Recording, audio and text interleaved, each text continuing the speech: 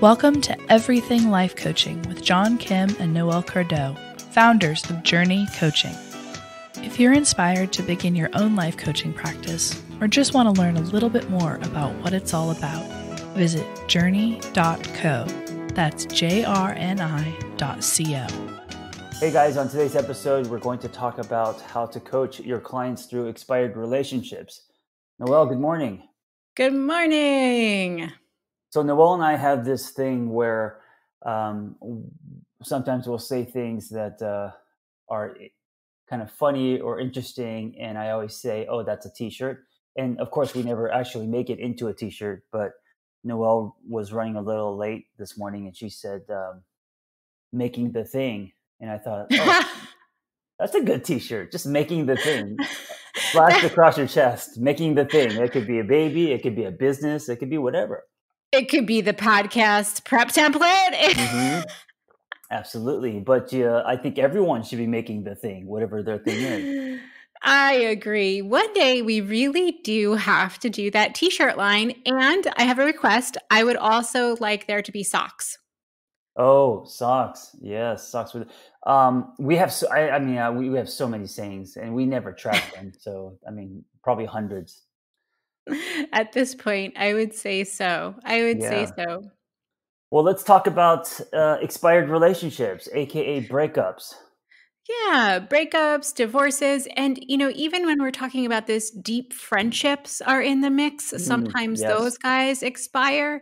And when we're talking about relationships, expired relationships, whether it is platonic, romantic, a divorce, whether you have one partner or multiple partners, the foundation of it all is, of course, anthropology. How did we get here? And brain chemicals. We cannot separate ourselves from our brain chemicals. Yeah, this is why it's hard. This is why I think going through an expired relationship can be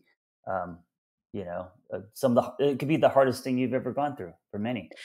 Absolutely. And that's real. I remember after I got divorced, it had been several years. I was dating somebody new. I was happy in my life. And I sat for a class on neurobiology that covered what happens to your brain and body when you go through a divorce. And it was like waves of awareness crashing for me. Why didn't anybody tell me this when I was in the throes of it? So I could have made a little bit better sense of what I was experiencing. It would be so helpful if we got to see via like an X-ray or MRI all the stuff that's happening in our brain so we could actually, so we don't think that we're crazy.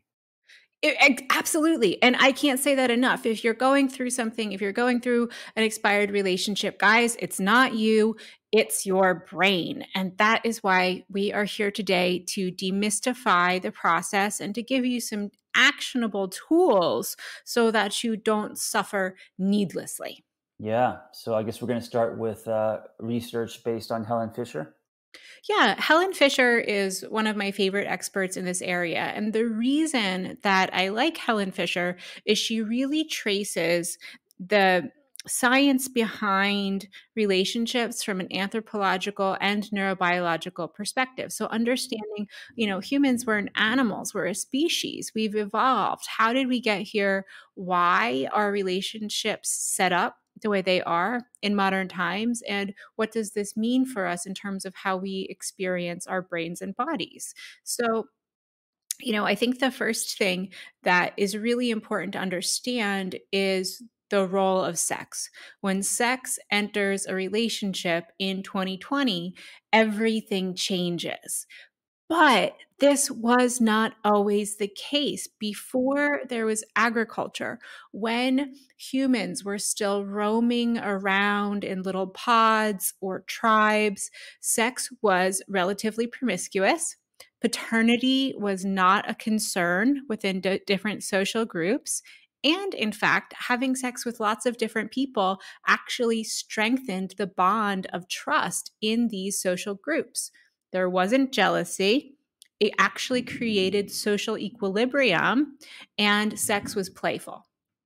So it was like you would wake up, and as you're going throughout your day, you would probably naturally just have sex with various people that you connected with.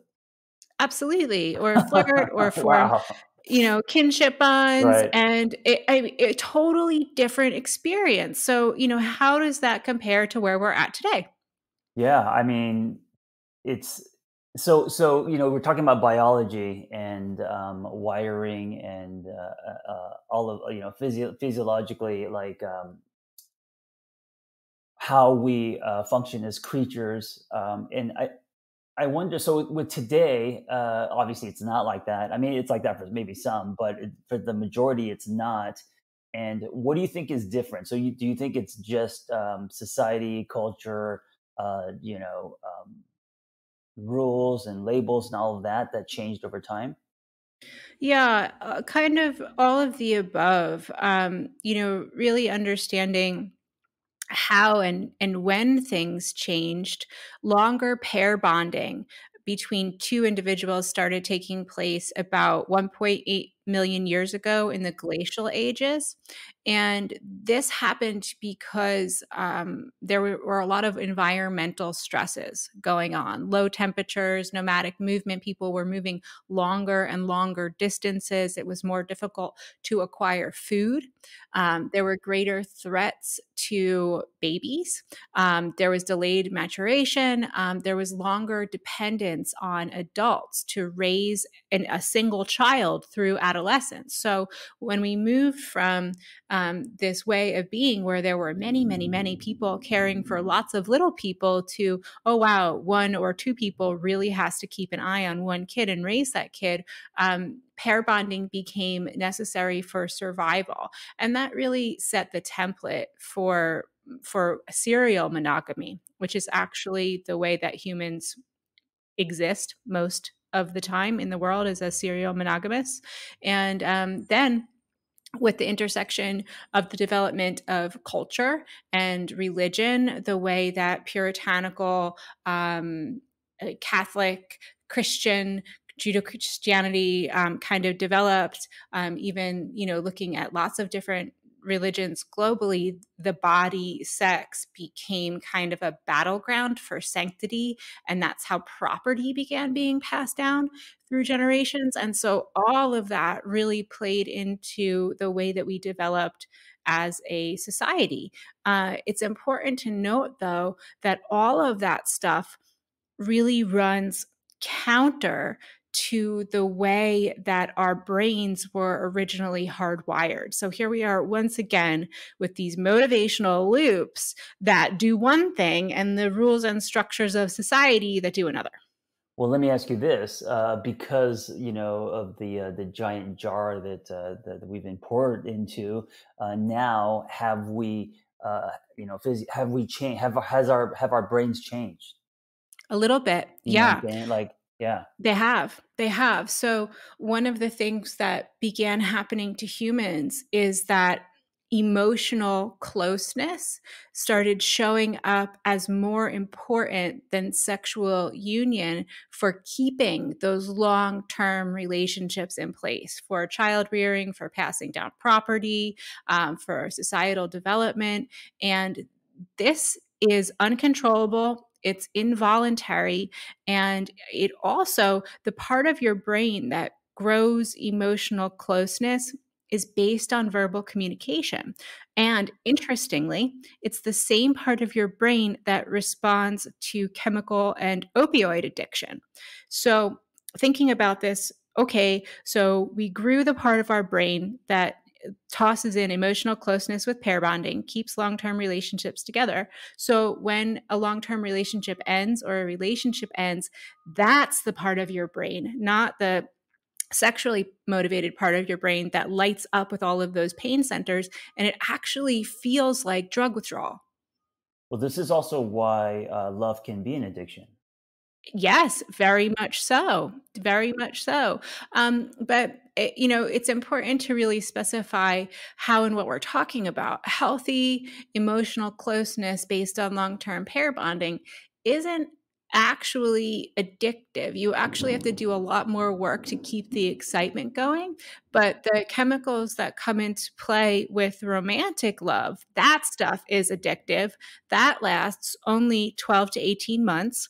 and it's ecstasy and fulfillment. And that's what gets addictive. And that is the reason why humans become serial monogamous, because they're constantly chasing their tails to get that high from romantic love. Yeah, and then when relationships become hard, many go find the dopamine again by breaking up with someone and then chasing after that honeymoon period again. Exactly, Yeah. exactly. And so, I'm glad you brought up dopamine. It's important to just have a cursory understanding of the chemicals that are in play when we're talking about romantic relationships, long term relationships, and how they work and what they do. So, dopamine mediates desire, arousal, and guys, this is the same thing that your phone does with dopamine, desire, arousal, the drive to Mm, continue once the yeah. activity begins. Sound familiar? And so when you get hit with romantic love, these dopamine levels rise. It goes right alongside of norepinephrine, which is arousal, exhilaration, excessive energy, that boost that you get when you have a crush on somebody. Yeah. Um, you Yeah. might have a loss of appetite. And then there's cortisol, and that's your stress hormone. So if you're in a good, healthy, emotionally pair bonded relationship and you're separated from your romantic partner, your stress levels rise. Mm, right. Right. And then, yep. And then we have serotonin, which decreases when you fall in romantic love, and that's your regulator. When you have a crush on someone, these are some of the memories that I have. And then um, that moment where you actually have the courage to kiss them and then they kiss you back, your brain is going crazy. That's where the norepinephrine, I can't say that word, Norepinephrine. norepinephrine, um, Mhm. is that when that is kind of coming out? I mean, is that the stimulant that's happening? Yeah, absolutely. It's derived from dopamine. It's derived from dopamine, and that's when that starts kicking in.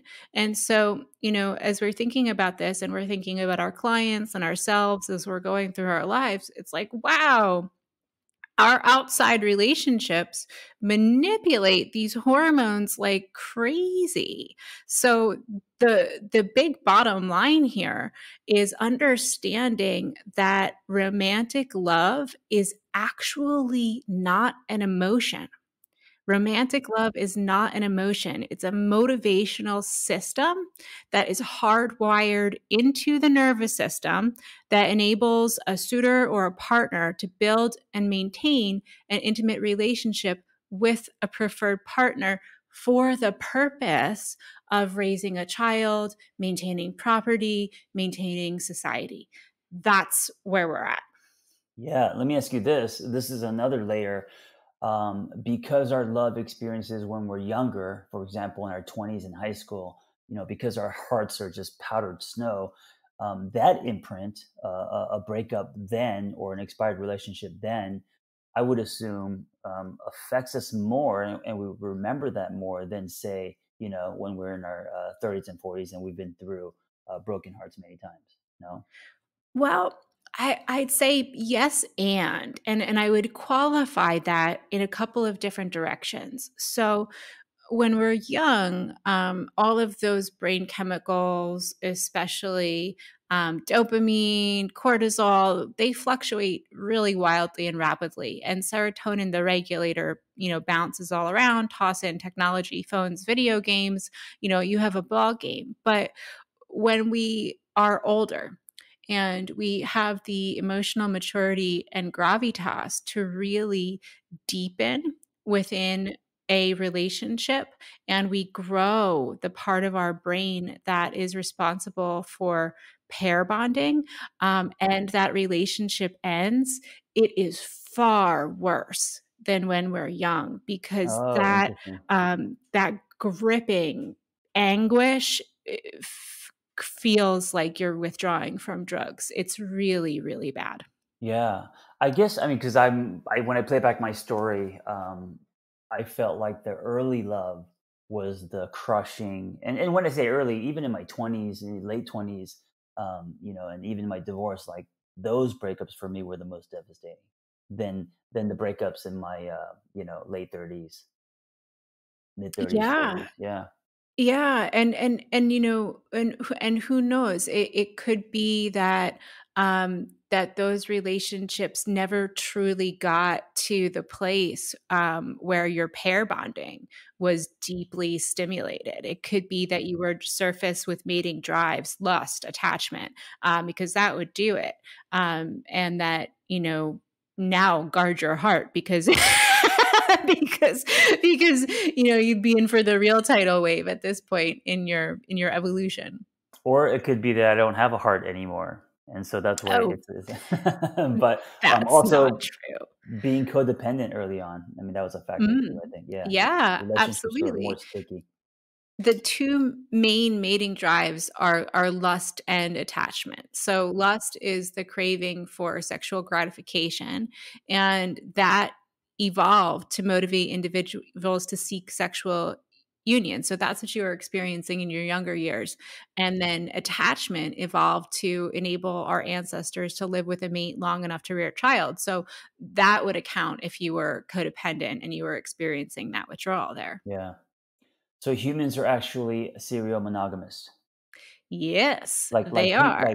penguins. Penguins, foxes, robins, and there's a really important time frame here that blew my mind when I learned it.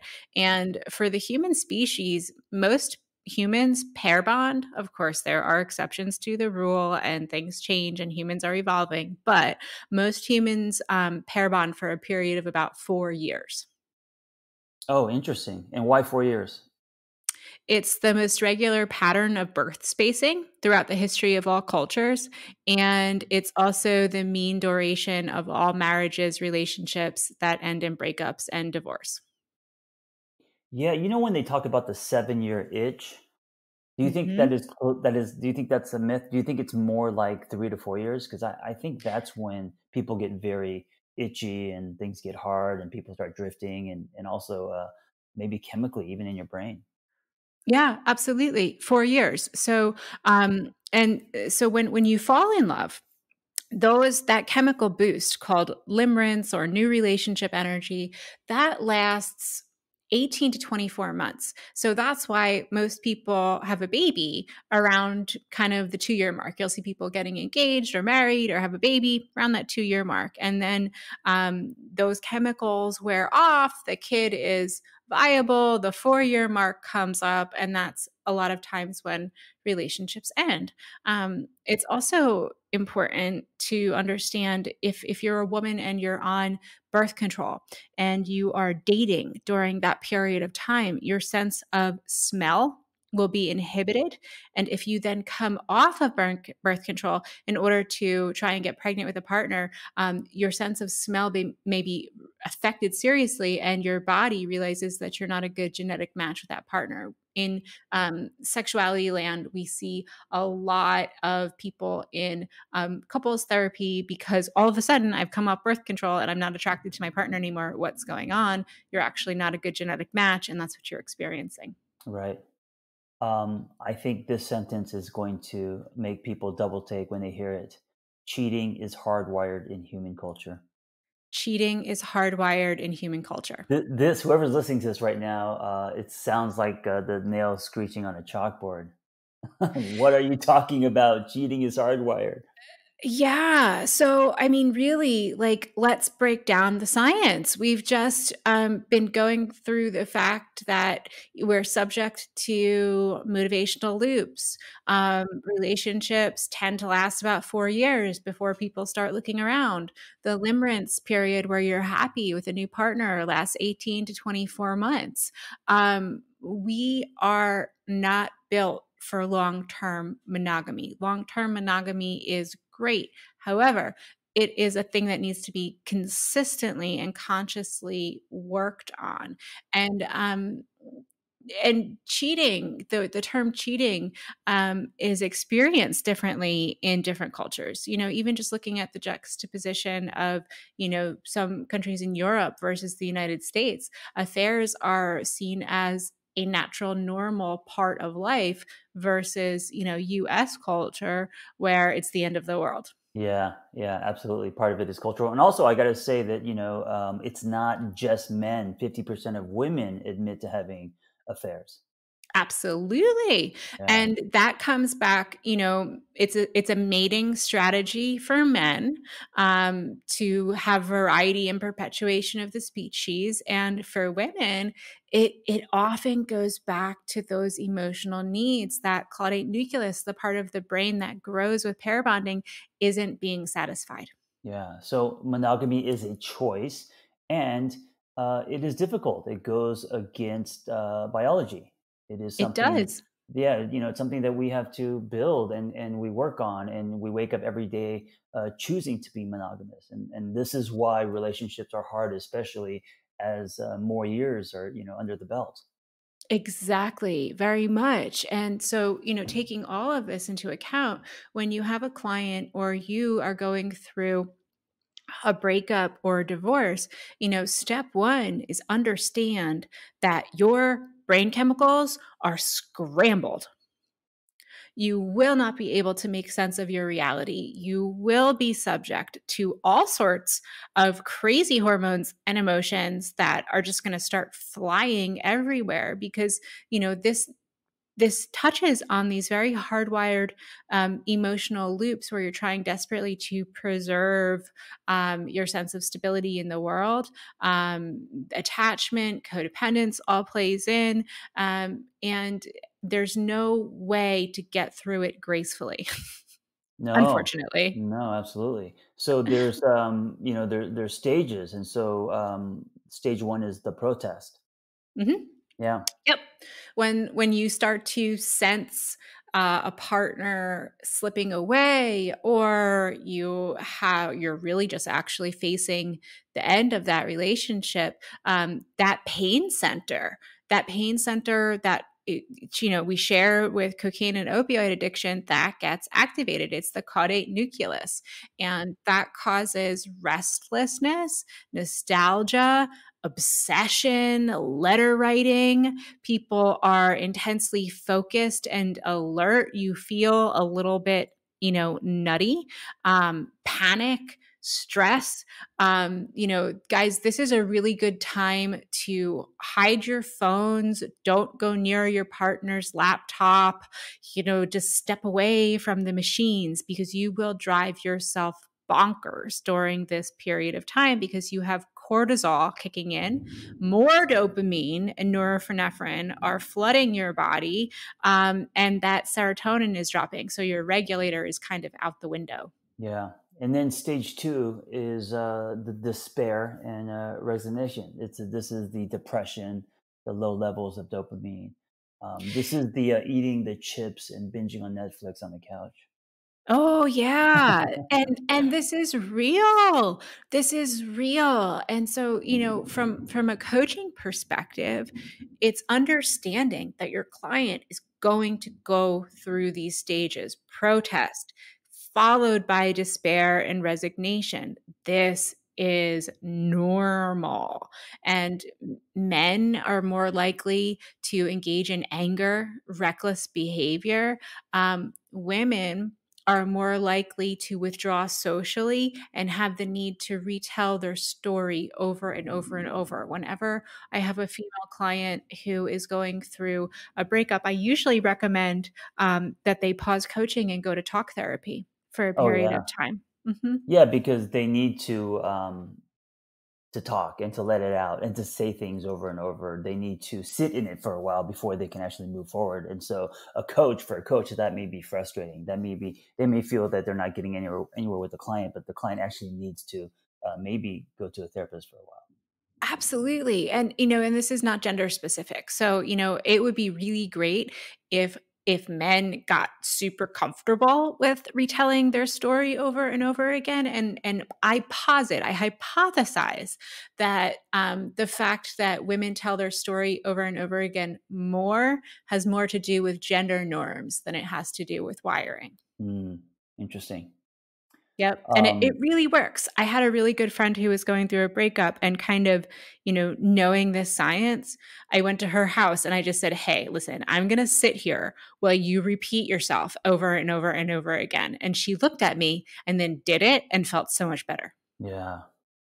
I mean, the bottom line is it takes time to heal, and love rejection can take from, I don't know, 18 to 24 months. And I think that's a generalization, but it's different for the individual. But for things to subside, and for brain chemicals to return kind of back to normal, and 18 to 24 months is 1 to 2 years. And so a lot of people, 3 months after an expired relationship or breakup, they're frustrated that they're not healing or over someone.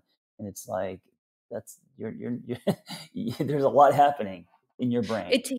Exactly. It takes a while. And so, when we're talking about healing, when we're talking about healing from a relationship, of course there's a lot that goes into it.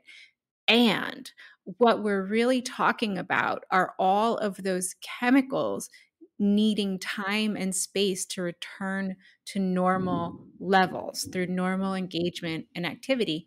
And the variable factor that impacts the level of severity is the extent to which the couple was pair bonded through verbal and emotional support. If it was a very deeply attached verbal and emotional relationship, it's going to take the full 24 months. That's for dating. When we move on to divorce land, it takes 2 to 4 years. Oh yeah.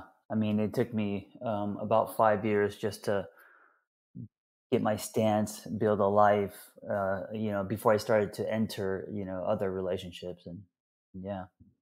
Yeah, I remember when I got to the 4-year mark, I was like, woo, we're good. Yeah.